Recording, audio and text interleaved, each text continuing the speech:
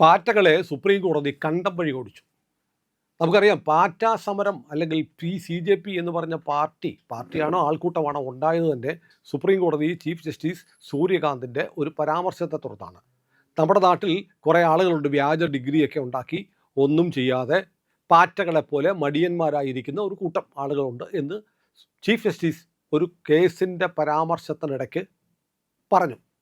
അതേ തുടർന്നാണ് ഈ വിവാദം ഉണ്ടാകുന്നതും അമേരിക്കയിലിരിക്കുന്ന അഭിജിത്ത് ദീപ്കെ എന്ന് പറയുന്ന ഒരുത്തൻ ഒരു പോസ്റ്റ് ഇടുന്നു സർക്കാസമായിട്ട്, ഞങ്ങൾ പാറ്റകളാണ്, ഞങ്ങൾ മടിയന്മാരാണ്. ശ്രദ്ധിക്കണം, ഞങ്ങൾ മടിയന്മാരാണ്, വി ആർ ലൈസി എന്ന് പറഞ്ഞിട്ടാണ് വരുന്നത്, വി ആർ ലേസി എന്ന് പറഞ്ഞാണ് വരുന്നത്. ഞങ്ങൾ മടിയന്മാരാണ്, മടിയന്മാർ പാറ്റകളെ പോലെയാണ്, മടിയന്മാരായ ആളുകൾ നമ്മുടെ രാജ്യത്തിൻ്റെ വിഭവമൊക്കെ കാർന്ന് തിന്നും, എന്തൊക്കെയായിരിക്കണം ജസ്റ്റിസ് സൂര്യകാന്ത് ഓർമ്മിപ്പിച്ചത്. അതിൻ്റെ പേരിൽ ചെറുപ്പക്കാരെ മുഴുവൻ ആക്ഷേപിച്ചു എന്ന് പറഞ്ഞ ഒരു ക്യാമ്പയിൻ, സോഷ്യൽ മീഡിയ ക്യാമ്പയിൻ വളരെ പെട്ടെന്ന് വൈറലാവുന്നു. അത് ഫണ്ടഡ് ആണ്.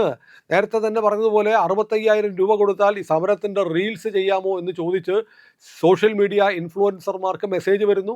അങ്ങനെ ഏതാണ്ട് 10,000-ൽ പരം റീലുകൾ കഴിഞ്ഞ ദിവസങ്ങളിലായി വന്നു. അതിന് 65 കോടി രൂപ ചിലവാക്കി എന്നുള്ള കണക്കൊക്കെ വരുന്നുണ്ട്. പണം അങ്ങനെ ഒഴുകുകയാണ്. ഏതായാലും ഈ CJP എന്ന് പറയുന്ന മൂവ്മെൻറ്റ് അമേരിക്കയിൽ നിന്ന് അഭിജിത്ത് ദീപ്കെ ആരംഭിക്കുന്നു. എന്തായിരുന്നു അതിൻ്റെ തുടക്കത്തിലെ ആവശ്യം എന്നറിയാമോ? അതായത് വിരമിച്ച ജഡ്ജിമാർക്ക് പിന്നീട് പദവികൾ കൊടുക്കാൻ പാടില്ല, വോട്ടർ പട്ടികയിലെ ക്രമക്കേടുകൾ മാറ്റണം, ഇങ്ങനെ ചില ആവശ്യങ്ങളായിട്ട് തൊഴിലില്ലായ്മ പരിഹരിക്കണം, ഇതൊക്കെ പറഞ്ഞു തുടങ്ങി ഒരു സർക്കാസം പോലെ ആരംഭിച്ച ഈ സോഷ്യൽ മീഡിയ ഗാദറിംഗ് കൂട്ടം വളരെ പെട്ടെന്നാണ് പ്രധാനമന്ത്രി രാജിവെക്കണം, അമിത്ഷാ രാജിവെക്കണം, ധർമ്മേന്ദ്ര പ്രധാൻ രാജിവെക്കണം തുടങ്ങിയ ആവശ്യങ്ങളിലേക്ക് മാറ്റുന്നത്. അതായത് ഈ CJP ഉണ്ടാക്കിയ അടിസ്ഥാന കാര്യങ്ങൾ ഇപ്പോൾ അവർ മിണ്ടുന്നില്ല. ഈ CJP എന്ന് പറയുന്നത് യുവാക്കളുടെ പ്രതിഷേധമാണെങ്കിൽ അതിന് കാരണമായത് ചീഫ് ജസ്റ്റിസിൻ്റെ പ്രയോഗമാണ് എന്നത് മറന്നുപോകുന്നു. സർക്കാർ എന്തോ കൊള്ളരുതായ്മ കാണിച്ചതുകൊണ്ട് ഞങ്ങൾ സംഘടിച്ചു വന്നു എന്ന തരത്തിലാണ്. എന്തുകൊണ്ടാണ് സൂര്യകാന്തിനെതിരെ ഇവർ മിണ്ടാത്തത്? സൂര്യകാന്ത് പിന്നീട് പറഞ്ഞു, ഞാൻ ചെറുപ്പക്കാരെ ഒന്നും ആക്ഷേപിച്ചിട്ടില്ല, ഞാൻ പറഞ്ഞത് മടിയന്മാരായ വ്യാജ ഡിഗ്രികളുമായിട്ടിരിക്കുന്ന അലസന്മാരായ ആളുകളെക്കുറിച്ചാണ്.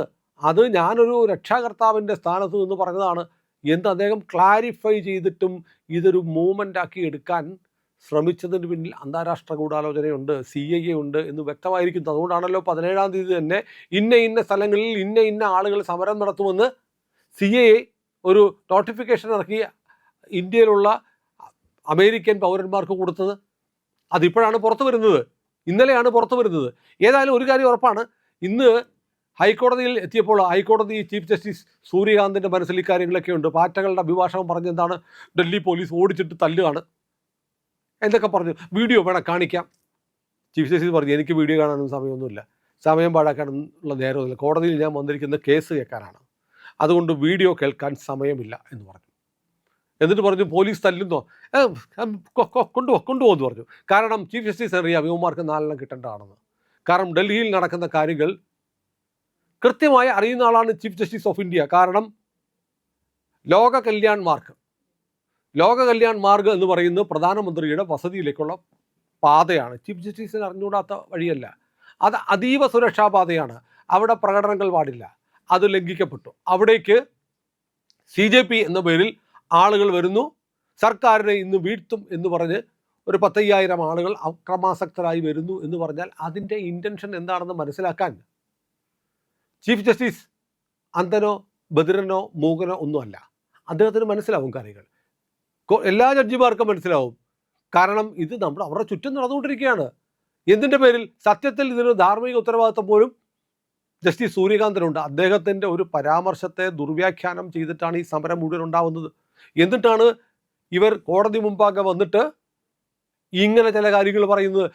സോളിസിറ്റർ ജനറലും അറ്റോർണി ജനറലും ഒക്കെ സുപ്രീം കോടതിയിൽ കേന്ദ്ര സർക്കാരിൻ്റെ ഭാഗം പറയാനുണ്ട്. അവരുടെ ഭാഗത്ത് നിന്ന് ഇങ്ങനൊരു പെറ്റീഷൻ വരുന്നു എന്ന് അറിഞ്ഞപ്പോൾ തന്നെ ഈ വയലൻസ്, അക്രമം നടത്തിയതിൻ്റെ വിഷ്വൽസും ചിത്രങ്ങളും ഒക്കെ നേരത്തെ തന്നെ ഒരുപക്ഷെ കോടതിക്ക് കിട്ടിയിട്ടുണ്ടാവും. അത് കണ്ടിട്ടാണ് സമരക്കാർ നിരുപദ്രവികളും നിസ്സഹായരും നിഷ്കളങ്കരുമാണ് എന്ന് പറയാനാവില്ല എന്ന നിഗമനത്തിൽ ചീഫ് ജസ്റ്റിസ് എത്തിയെന്നാണ് ഞാൻ കരുതുന്നത്. ഏതായാലും സമരത്തിന് ഒറ്റ രാത്രി കൊണ്ടാണ് മാറ്റം വന്നത്. എന്തായിരുന്നു ആദ്യമേ ഉണ്ടായിരുന്ന ആവശ്യം? വലിയ ആദർശാത്മകമായ ആവശ്യങ്ങളായിരുന്നു. വിരമിച്ച ജഡ്ജിമാർക്ക് പദവികൾ കൊടുക്കരുത്, അത് ഇവരെ പാറ്റ എന്ന് വിളിച്ചതിൻ്റെ വൈരാഗ്യത്തിന്, തൊഴിലില്ലായ്മ പരിഹരിക്കണം, വോട്ടർ പട്ടിക സത്യസന്ധമായിരിക്കണം. ശരി, ആർക്കാ എതിർപ്പ്? പക്ഷേ അതെല്ലാം വന്നിട്ട് ഇന്നലെ വിദ്യാഭ്യാസ മന്ത്രി രാജിവെക്കണമെന്നുള്ള സമരം മാറിയിട്ട് പ്രധാനമന്ത്രി രാജിവെക്കണമെന്നായി. പ്രധാനമന്ത്രി രാജിവെക്കണമെന്ന് പറഞ്ഞാൽ നരേന്ദ്രമോദി മാത്രമായിട്ട് രാജിവെക്കത്തില്ല, കേന്ദ്ര സർക്കാർ ഇല്ലാതാവും, കേന്ദ്ര സർക്കാർ രാജിവെക്കണം എന്ന് പറഞ്ഞാൽ BJP അധികാരം വിടണം എന്നാണ് ഇവർ പറഞ്ഞു വെച്ചത്.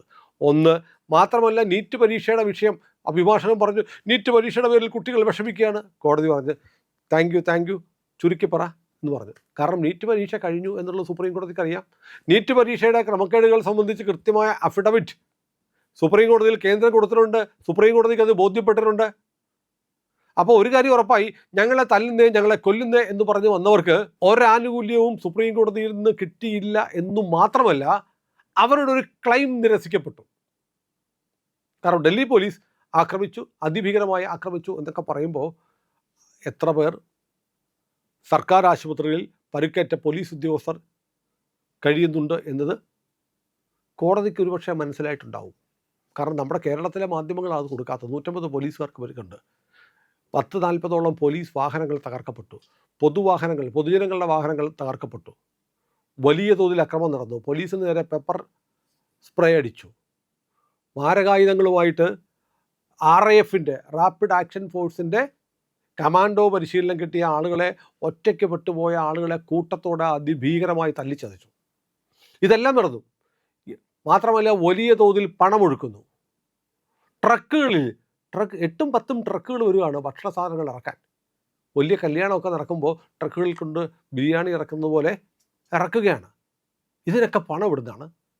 ഇതെല്ലാം ഈ രാജ്യത്തെ നീതിപീഠത്തിനും കുറേയൊക്കെ മനസ്സിലാക്കാൻ കഴിയും. അത് അവർക്ക് ഇൻവെസ്റ്റിഗേഷൻ ഒന്നും വേണ്ട, കണ്ണ് തുറന്നു കാണുന്ന ആർക്കും മനസ്സിലാവും ഈ സമരത്തിൻ്റെ ലക്ഷ്യം വിദ്യാഭ്യാസ പ്രശ്നങ്ങളല്ല, കുട്ടികളുടെ ഭാവിയല്ല, സർക്കാരിനെ വീഴ്ത്തുക എന്നതാണ് എന്ന് എക്സ്പോസലായിരിക്കുന്നു. എല്ലാവർക്കും ബോധ്യമായി ഇത് നീറ്റ് പരീക്ഷയിൽ ഉണ്ടായ പാളിച്ചയോ. CBSE റിസൾട്ട് വന്നിട്ട് ഇപ്പോൾ എത്ര നാളായി, കുട്ടികൾക്കൊക്കെ റിസൾട്ടും മാർക്ക് ലിസ്റ്റും കിട്ടി, കുട്ടികൾക്കൊന്നും പരാതിയില്ല. അതിൻ്റെ വാല്യുവേഷനിൽ ചിലപ്പോൾ വന്നപ്പോഴത്തേക്ക് സ്കാൻ ചെയ്ത് കൊടുത്ത ഉത്തരക്കടലാസുകൾ തെളിഞ്ഞില്ല എന്നൊക്കെ പറഞ്ഞുള്ള പരാതിയായിരുന്നു.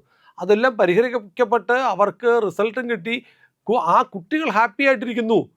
അവർക്കൊരു ടെൻഷൻ ഉണ്ടായി, മനോപ്രയാസം ഉണ്ടായി, ഇതൊക്കെ ശരിയാണ്, പക്ഷേ പരിഹരിക്കപ്പെട്ടു.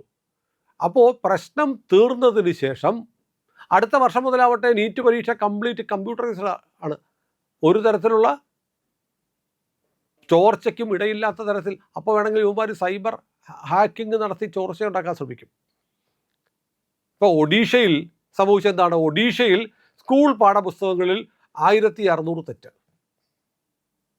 1600 തെറ്റ് മനഃപൂർവ്വം ഉണ്ടായി. ഇപ്പോൾ ക്രൈംബ്രാഞ്ച് അന്വേഷിച്ചുകൊണ്ടിരിക്കുക. ക്രൈംബ്രാഞ്ചിൻ്റെ SIT മനഃപൂർവ്വം വരുത്തി വെച്ച സർക്കാരിനെ ചീത്തയാക്കാൻ വേണ്ടിയിട്ട് മുൻ സർക്കാരിൻ്റെ കാലത്ത് നിയമിക്കപ്പെട്ട ഉദ്യോഗസ്ഥന്മാർ ചെയ്തതാണ്.